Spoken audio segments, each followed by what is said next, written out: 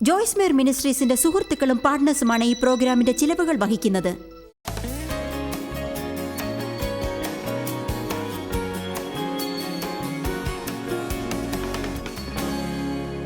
പിതാവെ, വളരെയധികം അത്യാവശ്യമായ സന്ദേശം ഇവർക്ക് ഈ രാത്രി നൽകാൻ സഹായിച്ചതിന് നന്ദി.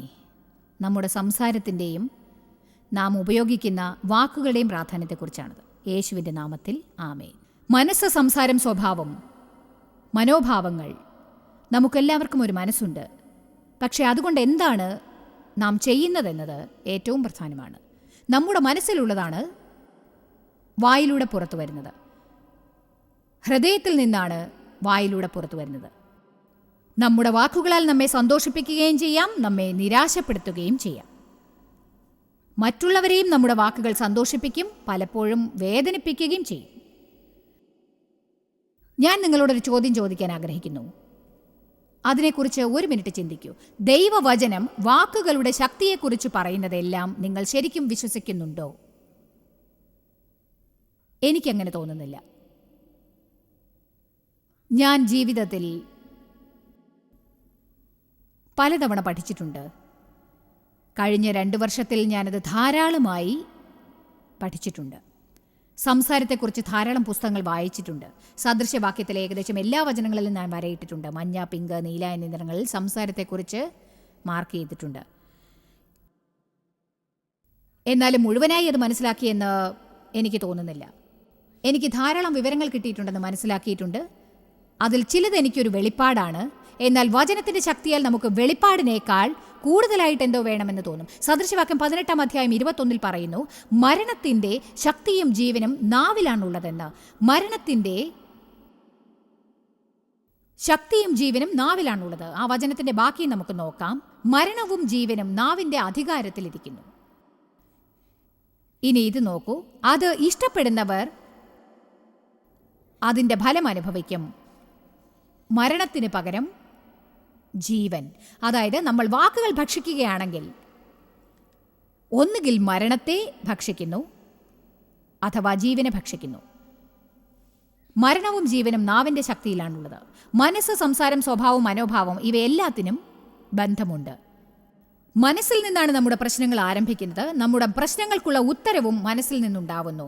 ദൈവം ചിന്തിക്കുന്നത് പോലെ ചിന്തിക്കാൻ നാം പഠിക്കേണ്ടതാണ്. ദൈവത്തെ പോലെ സംസാരിക്കാനും നാം പഠിക്കേണ്ടതാണ്.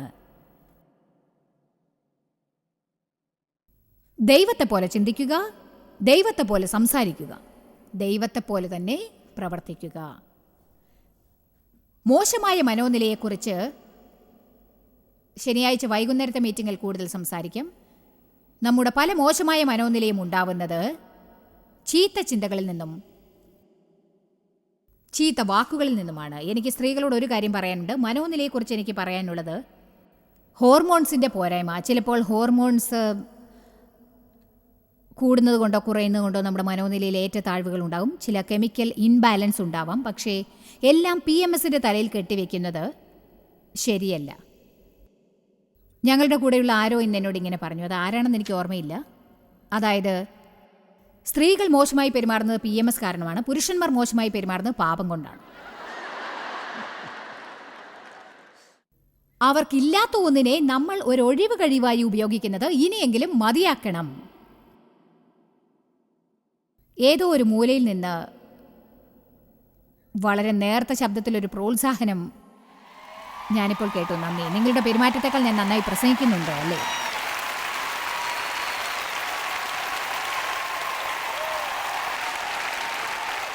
ഉൽപ്പത്തി 1:1-3 വരെ. ആദിയിൽ ദൈവം ആകാശത്തെയും ഭൂമിയെയും സൃഷ്ടിച്ചു. അതിനെ മനോഹരമായി രൂപാന്തരപ്പെടുത്തി. ഭൂമിക്ക് രൂപമൊന്നുമില്ലായിരുന്നു, എല്ലാം ശൂന്യമായി കിടന്നു. ഇപ്പോൾ ദൈവം സൃഷ്ടിച്ച കുഴപ്പമായിരുന്നു എന്ന് ഞാൻ വിശ്വസിക്കുന്നില്ല. ഒന്നിനും മറ്റൊന്നിനും മധ്യേ എന്തോ നടന്നു. അതിനെക്കുറിച്ച് ഇതിൽ ഒന്നും പറയുന്നില്ല. അതെന്തോ ദൈവികമായ സംഭവമായിരുന്നു. ചിലർ കരുതുന്നത് സാത്താനെ സ്വർഗത്തിൽ നിന്ന് പുറത്താക്കപ്പെട്ടതും അവൻ ഭൂമിയിൽ വാസം ആരംഭിച്ചതും അപ്പോഴാണെന്നാണ്. ഇവിടെ 2-ാം അധ്യായത്തിൽ ദൈവം നമ്മോട് ഒരു കാര്യം പ്രസ്താവിക്കുന്നു. ഭൂമി ആകൃതിയില്ലാതെയും ശൂന്യമായും കിടന്നു, അഗാധതയിലെങ്ങും കൂരിരുട്ട് മാത്രമായിരുന്നു എന്ന്. ദൈവത്തിന്റെ ആത്മാവ് അഗാധതയുടെ മുകൾ പരപ്പിലൂടെ പ്രവർത്തിച്ചു കൊണ്ടിരുന്നു. ഇപ്പോൾ ഏകദേശം രൂപം കിട്ടിയില്ലേ? എല്ലാം കുഴപ്പത്തിലാണ്. ഈ രാത്രിയിൽ ആരുടെയെങ്കിലും ജീവിതം മാറുന്നതാണ്. എല്ലാം നന്നായി നടന്ന ഒരു സമയമുണ്ടായിരുന്നു. അതിനുശേഷം ഞങ്ങളുടെ ജീവിതത്തിൽ ഭീകരമായത് സംഭവിച്ചു. വിവാഹബന്ധം ശരിയല്ല, വഴക്ക്, നിരാശകൾ, സ്വപ്നത്തിന്റെ പരാജയം, സദാ ജോലി ചെയ്ത് അസുഖം ബാധിച്ചു, പല കാര്യങ്ങൾ സംഭവിച്ചിരിക്കും. ഇന്ന് നിങ്ങൾക്കതൊരു വലിയ കുഴപ്പമായി തോന്നുമായിരിക്കും. നിങ്ങൾ നോക്കുന്നിടമെല്ലാം യെഹെസ്കേലിനെ പോലെ വലിയ കുഴപ്പം. നിങ്ങൾ മരണത്തിന്റെ താഴ്വരയിലെ എല്ലുകൾക്കിടയിലാണെന്ന് തോന്നും. ദൈവത്തിന്റെ ആത്മാവ് അടുത്തതായി എന്താണ് സംഭവിക്കുക എന്ന് നോക്കാം. ദൈവം പറഞ്ഞു, ഇപ്പോൾ വെളിച്ചം ഉണ്ടാവട്ടെ. എന്തൊരു വൃത്തികേട് എന്ന് ദൈവം പറഞ്ഞില്ല. എനിക്കിതൊരിക്കലും ശരിയാക്കാൻ സാധിക്കില്ല. ഞാൻ വളരെ നിരാശയിലാണ്. കാരണം ഞാൻ നിനക്കൊരു നല്ല ജീവിതം നൽകി, പക്ഷെ നീ എന്താണ് ചെയ്തതെന്ന് കണ്ടോ? ദൈവം ഓരോ കുഴപ്പത്തെയും നോക്കി പറഞ്ഞു, വെളിച്ചം ഉണ്ടാവട്ടെ.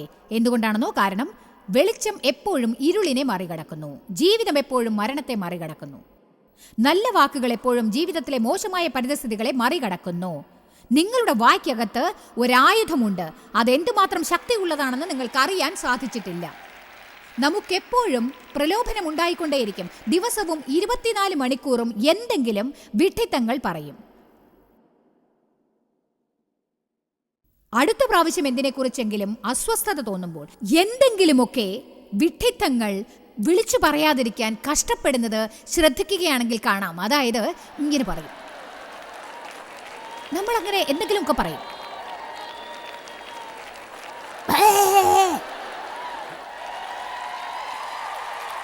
ആമേൻ. എന്തെങ്കിലും സമ്മർദ്ദം ആരെങ്കിലും നാം കാണുമ്പോൾ ഒരു തോന്നലുണ്ടാവും, അല്ലെങ്കിൽ അവരെക്കുറിച്ച് വിമർശിക്കണമെന്ന് തോന്നും. ഇങ്ങനെയോ ഉടനെ പുറത്തു വരും. രാവിലെ നമ്മൾ എഴുന്നേൽക്കുമ്പോൾ എന്തോ ഒരു അപാകത തോന്നും, ഉടനെ വാക്കുകൾ വരും. നമ്മൾ നന്മയെ തിന്മയാൽ ജയിക്കും. ദൈവവചനത്തിലെ തത്വത്തിന് എന്തൊരു ശക്തിയാണ്. റോമർ 12:21. ഈ വചനം എനിക്ക് ജീവിതം മാറ്റത്തക്കതായിരുന്നു. ആ വചനമാണ് ദൈവത്തെ അനുസരിക്കാനുള്ള കൃപയുണ്ടാവാൻ ദൈവം ഉപയോഗിച്ചതെന്ന് തോന്നുന്നു. എൻ്റെ ചെറുപ്പത്തിൽ 15 വർഷം എന്നെ പീഡിപ്പിച്ച, 200 പ്രാവശ്യം എന്നെ റേപ്പ് ചെയ്ത എൻ്റെ സ്വന്തം പിതാവിനെ ശുശ്രൂഷിക്കാൻ ദൈവം ഉപയോഗിച്ച വചനമാണത്. അദ്ദേഹത്തോട് ക്ഷമിക്കാൻ ദൈവം എന്നോട് പറഞ്ഞു. അദ്ദേഹത്തെ മരിക്കുന്നത് വരെ സംരക്ഷിക്കാൻ പറഞ്ഞു. കാരണം ദൈവം പറഞ്ഞു, നീ നന്മയാൽ തിന്മയെ ജയിക്കണം. നീ നന്മയാൽ തിന്മയെ ജയിക്കണം. നിങ്ങളുടെ ജീവിതത്തിൽ കുഴപ്പമുണ്ടോ?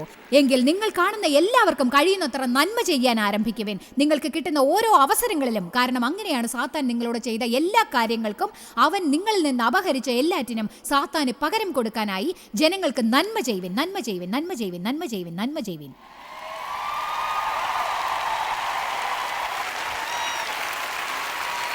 നന്മയാൽ തിന്മയെ ജയിക്കുക എന്നതാണ് ദൈവവചനത്തിലെ ഏറ്റവും ശക്തമായ രഹസ്യം എന്നെനിക്ക് തോന്നുന്നു. അതുകൊണ്ടാണ് ശത്രുക്കൾക്കായി പ്രാർത്ഥിക്കാൻ വേദപുസ്തകം പറയുന്നത്. ആരെങ്കിലും നിങ്ങളെ വേദനിപ്പിച്ചാൽ നിങ്ങൾ ചെയ്യേണ്ട നല്ല കാര്യം അവർക്കായി പ്രാർത്ഥിക്കുകയാണ്. അവരുടെ തിന്മയ്ക്ക് എതിരായി നന്മ ചെയ്യുവിൻ. ആഴത്തിന്റെ ഉപരിതലത്തിൽ ഇരുളുണ്ടായിരുന്നു. ദൈവം കുഴപ്പങ്ങളെക്കുറിച്ച് പറയാനല്ല വന്നത്. ദൈവം പറഞ്ഞു, വെളിച്ചമുണ്ടാവട്ടെ എന്ന്. നിങ്ങൾ ദിവസവും രാവിലെ എഴുന്നേറ്റ് കാല് തറയിൽ കുത്തുന്നതിന് മുൻപ് പറയണം, വെളിച്ചമുണ്ടാവതാകെ, വെളിച്ചമുണ്ടാവട്ടെ. കാരണം വെളിച്ചം ഇരുട്ടിനെ അതിജീവിക്കുന്നു, ജീവൻ മരണത്തെ അതിജീവിക്കുന്നു. ദൈവം നിങ്ങളുടെ അധരങ്ങൾ ഉപയോഗിക്കാൻ ആഗ്രഹിക്കുന്നു. സാത്താനും അതാണ് ആഗ്രഹിക്കുന്നത്. പരിശുദ്ധാത്മാവ് നിങ്ങളുടെ ജീവിതം മാറ്റാനും സ്വപ്നങ്ങൾ സാക്ഷാത്കരിക്കാനും കാത്തിരിക്കുന്നു. നിങ്ങളുടെ ഹൃദയാഭിലാഷങ്ങൾ സാധ്യമാക്കാൻ ദൈവത്തിനായി ശക്തമായ വഴിയിൽ നിങ്ങളെ ഉപയോഗിക്കാൻ പരിശുദ്ധാത്മാവ് കാത്തിരിക്കുന്നു. നിങ്ങൾക്ക് വേണ്ടി യേശു മരിച്ചു നൽകപ്പെട്ടതെല്ലാം സ്വന്തമാക്കി തരാൻ കാത്തിരിക്കുന്നു. എന്നാൽ നാം നമ്മുടെ അധരങ്ങൾ കൊടുക്കണം. നിങ്ങളുടെ അധരങ്ങൾ രക്ഷിക്കപ്പെട്ടിട്ടുണ്ടോ? വർഷങ്ങൾക്ക് മുൻപ് ദൈവം എന്നോട് സംസാരിച്ചു. ഞാൻ ലോകം മുഴുവനും പ്രസംഗിച്ച് പലതും ചെയ്യുന്നു. എനിക്ക് വചനം നന്നായിട്ട് അറിയാം. ദൈവം ഒരിക്കൽ എന്നോട് ചോദിച്ചു, നിന്റെ അധരം രക്ഷിക്കപ്പെട്ടിട്ടുണ്ടോ? നിന്റെ സ്വരം രക്ഷിക്കപ്പെട്ടിട്ടുണ്ടോ? നിന്റെ സ്വരം രക്ഷിക്കപ്പെട്ടിട്ടുണ്ടോ? തിങ്കളാഴ്ച രാവിലെ രക്ഷിക്കപ്പെട്ടതായി തോന്നും, പക്ഷേ തിങ്കളാഴ്ച രാവിലെ നിന്റെ വാക്കുകൾ എന്തായിരിക്കും? എസെക്കിയേൽ 37 ശക്തമായ ഒരു അധ്യായമാണ്. ആദ്യത്തെ 10 വചനങ്ങൾ ഞാനത് വായിക്കുന്നില്ല, മൊത്തത്തിൽ അതൊന്ന് നോക്കുന്നു. എസെക്കിയേൽ ചുറ്റും നോക്കി. അയാൾ കണ്ടത് മരണത്തിന്റെ താഴ്വരയും ഉണങ്ങിയ അസ്ഥികളുമായിരുന്നു. എൻ്റെ ജീവിതത്തിൽ എത്രയോ പ്രാവശ്യം അതുതന്നെയാണ് കണ്ടത്. നിങ്ങളിൽ പലരും അതാണ് കാണുന്നതെന്ന് ഉറപ്പാണ്. ആരെങ്കിലും എനിക്കെതിരായി മാറുമ്പോൾ, ഞാൻ പതിവായി ചെക്കപ്പിന് പോയപ്പോൾ ബ്രസ്റ്റ് ക്യാൻസർ ഉണ്ടെന്നറിഞ്ഞു. അങ്ങനെ ഓരോന്നോരോന്നായി അറിഞ്ഞു. നിങ്ങൾ പല സഹായങ്ങളും ചെയ്തു കൊടുത്ത ജനങ്ങളും പല കാര്യങ്ങളും ചെയ്തു കൊടുത്തവരും നിങ്ങൾക്കൊരു അത്യാവശ്യം വന്നപ്പോൾ നിങ്ങൾക്കെതിരായി മാറിയിട്ടുണ്ടാവും. ഇവയെല്ലാം അസ്ഥികളുടെ കൂട്ടത്തിൽ പെടുത്താവുന്നവയാണ്. നിർജീവമായ അസ്ഥികൾ. ദൈവം യെഹെസ്കേലിനോട്, മനുഷ്യപുത്ര, ഈ അസ്ഥികൾ ജീവിക്കുമോ എന്ന് ചോദിച്ചു. നമ്മുടെ ജീവിതത്തിലെ കുഴപ്പങ്ങൾ മാറുമോ? നമ്മുടെ ജീവിതത്തിലെ നിരാശകൾ മാറുമോ? ഈ അസ്ഥികൾ ജീവിക്കുമോ? അയാൾ ഒരു ബുദ്ധിപരമായ ഉത്തരം നൽകി. യഹോവയായ കർത്താവേ, നീ അറിയുന്നു. നല്ല ഉത്തരം. ദൈവമേ, നീ എല്ലാം അറിയുന്നവനാണല്ലോ. എനിക്കിത് വളരെ കുഴപ്പം പിടിച്ച കാര്യമാണ്. നിനക്കേ അതറിയൂ. ദൈവം അയാളോട് പറഞ്ഞു, നിങ്ങളിത് മനസ്സിലാക്കണം. ഈ അസ്ഥികളെക്കുറിച്ച് പ്രവചിച്ച് അവയോട് പറയേണ്ടത് എന്തെന്നാൽ, ഉണങ്ങിയ അസ്ഥികളെ, യഹോവയുടെ വചനം കേൾക്കുവിൻ.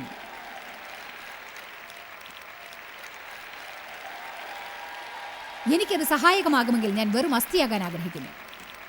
ഇവിടെ അയാൾ എന്താണ് പറയുന്നതെന്ന് മനസ്സിലായോ? നിങ്ങളുടെ ജീവിതത്തിലെ ഏത് കുഴപ്പവും മാറ്റാൻ സാധിക്കും.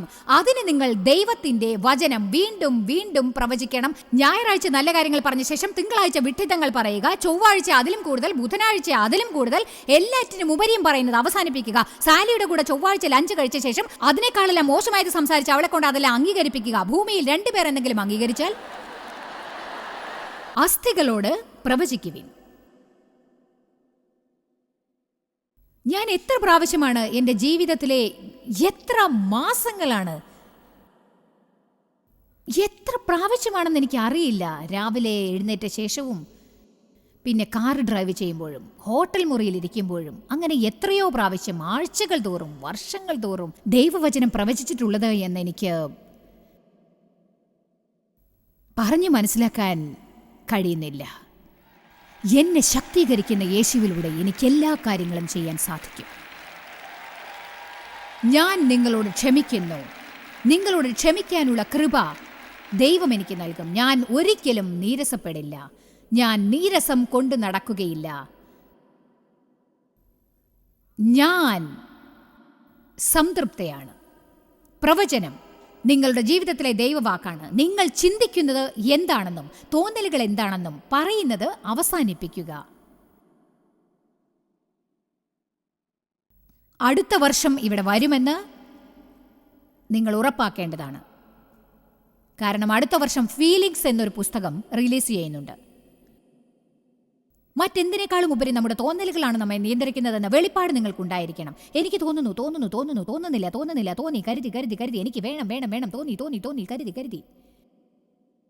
എന്നിട്ട് എന്തുകൊണ്ടാണ് നമ്മുടെ ജീവിതം കുഴപ്പത്തിലായതെന്ന് മനസ്സിലാക്കില്ല. സങ്കീർത്തനം 103:20. നമ്മളിതിൽ കുടുങ്ങിയിരിക്കുകയാണോ? ശരി, സങ്കീർത്തനം 103:20 പറയുന്നു, അവന്റെ വചനത്തിന്റെ ശബ്ദം കേട്ട് അവന്റെ ആജ്ഞ അനുസരിക്കുന്ന വീരന്മാരായി അവന്റെ ദൂതന്മാരായുള്ളവരെ യഹോവയെ വാഴ്ത്തുവിൻ. അതെന്താണ് പറയുന്നതെന്ന് അറിയാമോ? ദൂതന്മാർ. നമ്മുടെ ജീവിതത്തിൽ നമ്മെ സഹായിക്കാനായി അവൻ ദൂതന്മാരെ ഏർപ്പെടുത്തിയിട്ടുണ്ട്. നിങ്ങൾക്കായി ദൂതന്മാരുണ്ടെന്ന് എത്ര പേർ വിശ്വസിക്കുന്നു? നമ്മുടെ ജീവിതത്തിൽ സഹായിക്കാൻ നാം അതിനെക്കുറിച്ച് കൂടുതലായി ചിന്തിക്കണമെന്ന് എനിക്ക് തോന്നുന്നു. അതിനെക്കുറിച്ച് കൂടുതൽ ചിന്തിക്കണമെന്ന് എനിക്കറിയാം. ഇന്നലെ രാത്രി ഞാൻ അവിടെ ഇരിക്കുമ്പോൾ ഒരു നിമിഷം എൻ്റെ കണ്ണുകൾ മൂടി ഞാൻ ചിന്തിച്ചു. ഞാൻ ആ പ്ലാറ്റ്ഫോമിലേക്ക് നടന്നു പോകുമ്പോൾ ദൂതന്മാർ എൻ്റെ കൂടെ ഉണ്ടായിരിക്കും. നാം അതിനെക്കുറിച്ച് അല്പനേരം ചിന്തിക്കണം. ഫീനിക്സിലെ മീറ്റിങ്ങിൽ വന്ന ഒരാളെ ഓർമ്മ വരുന്നു. അയാൾ തികച്ചും ഒരു അവിശ്വാസിയായിരുന്നു. അയാൾ ഭാര്യയോടൊത്താണ് വന്നത്. ഭാര്യയുടെ പിറന്നാളിന് സമ്മാനമായിരുന്നു അത്. ആരാധന നടക്കുമ്പോൾ ദൈവം പരിശുദ്ധാത്മാവിൽ അയാളുടെ കണ്ണു തുറന്നു. അയാൾക്ക് എന്താണ് സംഭവിക്കുന്നതെന്ന് ആർക്കും അറിയില്ലായിരുന്നു. അയാൾ കരയാനും നിലവിളിക്കാനും തുടങ്ങി. അയാളുടെ ഭാര്യ കരുതി ഇദ്ദേഹത്തിന് എന്ത് സംഭവിച്ചു, കാരണം അയാൾ അങ്ങനെ കരയുന്ന സ്വഭാവക്കാരനല്ല. അയാൾ ചോദിച്ചു, നീ അവരെ കാണുന്നില്ലേ, നീ അവരെ കാണുന്നില്ലേ, നീ കാണുന്നില്ലേ? അവർ ചോദിച്ചു, എന്ത്? അയാൾ പറഞ്ഞു, ജോയ്സ് പ്ലാറ്റ്ഫോമിൽ കയറിയപ്പോൾ ആരാധന നടക്കുമ്പോൾ ചിലർ അവരുടെ കൂടെ നിൽക്കുന്നുണ്ട്. അവരെല്ലാവരും വെള്ള വസ്ത്രം ധരിച്ചാണ് അവരോടൊത്ത് നിൽക്കുന്നത്. ഞാൻ കരുതി കൊയറിലെ മെമ്പേഴ്സ് ആണെന്ന്. അവരിൽ 3 പേർ ആചാനുബാഹുക്കളായ അവർ കൂടെ നിന്നിരുന്നു. അവർ ജോയ്സിനെ ഇങ്ങനെ വളഞ്ഞു നിന്നു. എന്നിട്ട് അവർ ആദ്യത്തെ സന്ദേശം ആരംഭിച്ചപ്പോൾ അവർ ഇതുപോലെ വാൾ ഉയർത്തിപ്പിടിച്ചിരുന്നു. ഞാനത് കണ്ടില്ല, അയാൾ കണ്ടു. ഒരു അവിശ്വാസി അങ്ങനെ രക്ഷിക്കപ്പെട്ടു. നമുക്ക് ദൂതന്മാരുണ്ട്. പക്ഷേ വചനം പറയുന്നത് ഇതാണ്, ഇത് കേൾക്കൂ. അവർ ദൈവവചനം കേട്ട് ആർത്തുകൊണ്ടിരുന്നു എന്ന്. നിങ്ങൾക്ക് മനസ്സിലായില്ലേ? അവർ ദൈവത്തിന്റെ വചനം കേട്ട് ആരവം മുഴക്കി. ഞാൻ തൊടുന്ന എല്ലാം കുഴപ്പമായി തീരുന്നു എന്ന് ഞാൻ പറഞ്ഞാൽ എനിക്കൊരു നന്മയും ഉണ്ടാവുകയില്ല. ദൂതന്മാർ നമ്മോടൊത്ത് ഇങ്ങനെ കിടക്കും.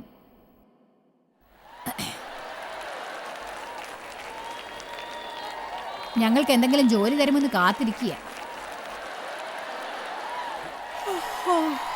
ദൂതന്മാർ ഉറങ്ങുമോ എന്ന് എനിക്കറിയില്ല. പക്ഷേ നിങ്ങൾ ദൂതന്മാർക്ക് ജോലി കൊടുക്കുന്നുണ്ടോ അതോ അവർ വെറുതെ ഇരുന്ന് മുഷിഞ്ഞിട്ടുണ്ടോ?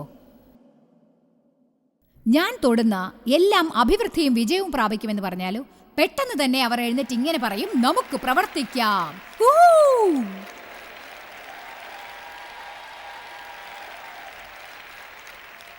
നിങ്ങൾ പരിതസ്ഥിതികളെക്കുറിച്ച് പറയുന്നത് മതിയാക്കുമോ? എന്ത് ചിന്തിക്കുന്നു എന്ന് പറയാതിരിക്കുമോ? എന്ത് തോന്നുന്നെന്ന് പറയാതിരിക്കുമോ? മറ്റുള്ളവർ നിങ്ങളുടെ ജീവിതത്തിൽ പറഞ്ഞത് എന്താണെന്ന് പറയാതിരിക്കുമോ? ലോകം പറയുന്നത് പറയാതിരിക്കുമോ? കൂട്ടുകാരെന്ത് പറഞ്ഞെന്ന് പറയാതിരിക്കുമോ? എന്നിട്ട് ദൈവം പറയുന്നത് പറയുമോ?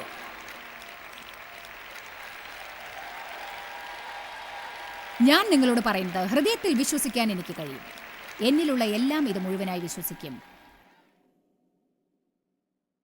ദൈവവചനം ഒരായുധമാണ്.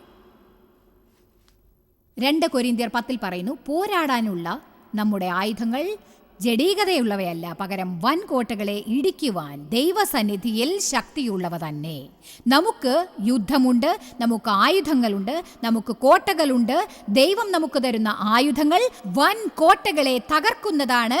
നമുക്ക് നൽകിയിരിക്കുന്ന ആയുധങ്ങൾ ആത്മാവിന്റെ വാളാണ്, നമ്മുടെ വായിൽ നിന്ന് പുറത്തു വരുന്ന ദൈവവചനങ്ങൾ.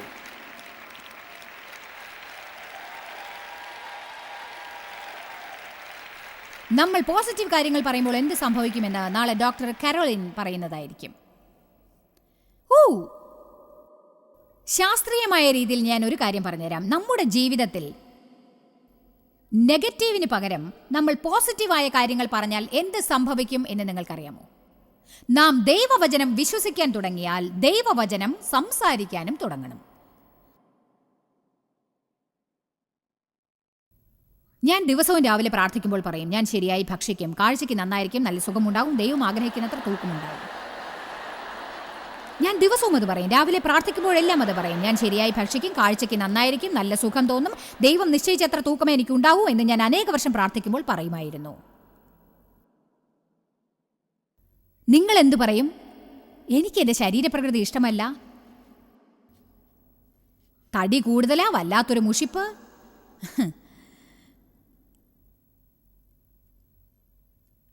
ഞാൻ പറയുന്ന ചില കാര്യങ്ങൾ കേട്ട് നിങ്ങൾ അതിശയിക്കും.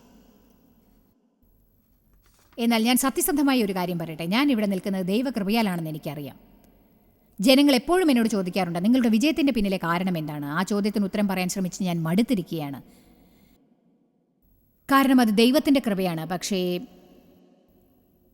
ദൈവം നമ്മുടെ ജീവിതത്തിൽ കരുതിയിരിക്കുന്ന പ്ലാനിനെ തടസ്സപ്പെടുത്തുന്ന കാര്യങ്ങൾ ചെയ്യാൻ നമുക്ക് സാധിക്കുമെന്നറിയാം. അതുപോലെ ദൈവത്തിൻ്റെ പ്ലാനിനോട് സഹകരിക്കാനും നമുക്ക് സാധിക്കും.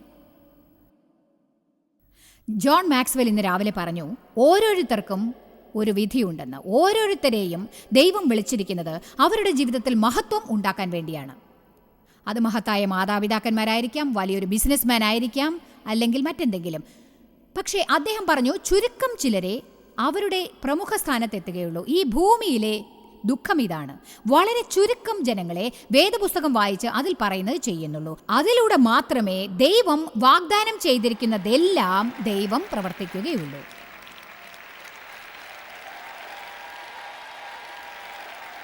ഇന്നത്തെ പ്രസംഗത്തിൻ്റെ ഒരു കോപ്പി വാങ്ങാൻ ഞാൻ പ്രോത്സാഹിപ്പിക്കുന്നു. എന്നിട്ട് അത് ആഴ്ചയിൽ ഒരിക്കലെങ്കിലും കേൾക്കണം.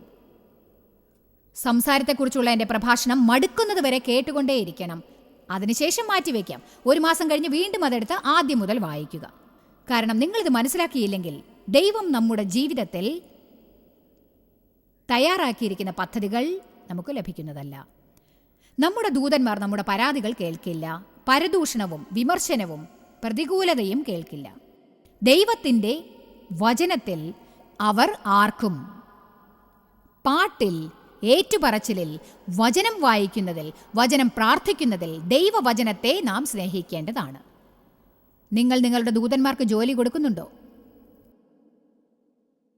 താലോലിക്കാൻ വചനങ്ങൾ നൽകുന്നുണ്ടോ? ഇവയെല്ലാം എത്രയും പെട്ടെന്ന് നോക്കുന്നുണ്ടോ? ഇന്ന് രാത്രി എനിക്ക് ധാരാളം പ്രവർത്തിക്കാനുണ്ട്. സദൃശവാക്യം 10:14. ജ്ഞാനികൾ പരിജ്ഞാനം അടക്കി വയ്ക്കുന്നു, ഭോഷന്റെ വായോ അടുത്തിരിക്കുന്ന നാശമാകുന്നു. സദൃശവാക്യം 13:3. വായയെ കാത്തുകൊള്ളുന്നവൻ പ്രാണനെ സൂക്ഷിക്കുന്നു, അധരങ്ങളെ പിളർക്കുന്നവനോ നാശം ഭവിക്കും.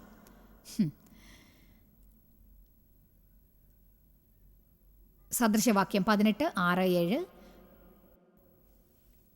മൂഢന്റെ അധരങ്ങൾ വഴക്കിനിടയാക്കുന്നു, അവന്റെ വായ തല്ല് വിളിച്ചു വരുത്തുന്നു.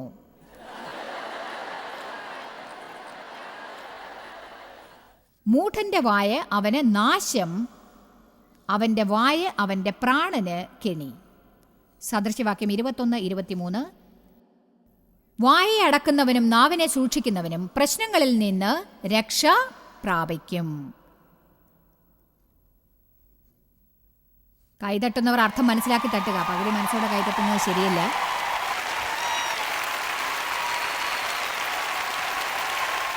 ജനങ്ങൾ സംസാരിക്കുന്നത് ഞാൻ കേട്ടുകൊണ്ടിരുന്നു. കാരണം ഈ സന്ദേശം തരുന്നതിനായി ഞാൻ അവർ പറയുന്ന വിഡ്ഢിത്തങ്ങൾ പലതും ലിസ്റ്റ് എടുത്തു.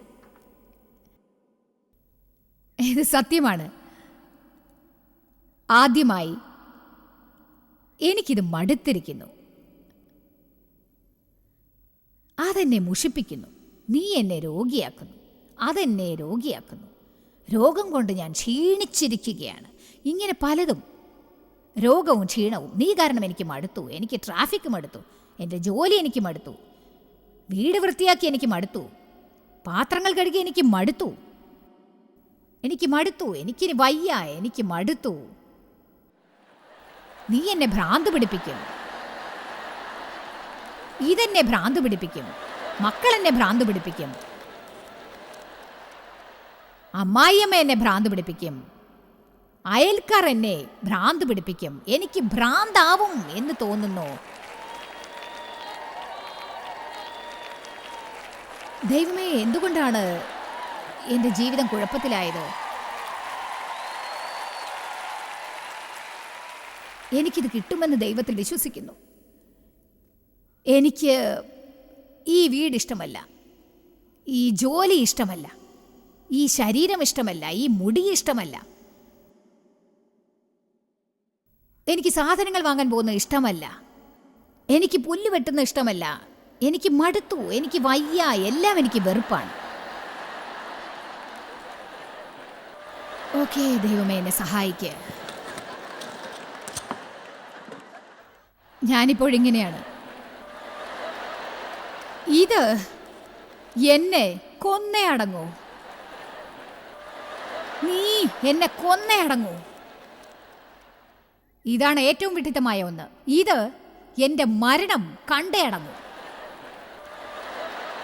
ഇത് കേട്ട് ശ്വാസം നിൽക്കുന്നത് വരെ ഞാൻ ചിരിച്ചു. ഞാൻ നിങ്ങളോട് ഒരു ചോദ്യം ചോദിക്കട്ടെ. നിങ്ങൾ 20, 40, 50, 60 വർഷം ഇങ്ങനെ സംസാരിച്ചു കൊണ്ട് ചിലവാക്കിയെങ്കിൽ എന്തുകൊണ്ടാണ് നിങ്ങളുടെ ജീവിതത്തിൽ പ്രശ്നങ്ങൾ ഉണ്ടായത് എന്ന് ആർക്കെങ്കിലും മനസ്സിലാക്കാൻ സാധിച്ചിട്ടുണ്ടോ? മടുത്തു, ഇനി വയ്യ, മരണം വരെ വെറുപ്പാണ്. സഹായിക്കണേ യേശുവേ. നന്ദി.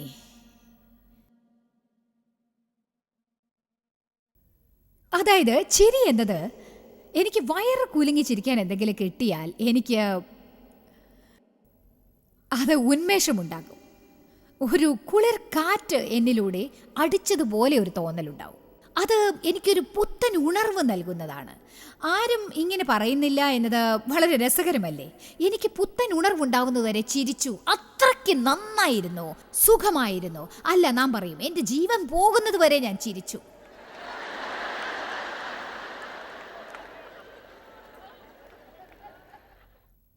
എന്തുകൊണ്ടാണ് പ്രതികൂലമായ കാര്യങ്ങൾ സംസാരിക്കുന്നത്? നമ്മുടെ ഭാഷയെക്കുറിച്ച് നമുക്ക് മടുത്തു, ഇനി സഹിക്കാനാവില്ല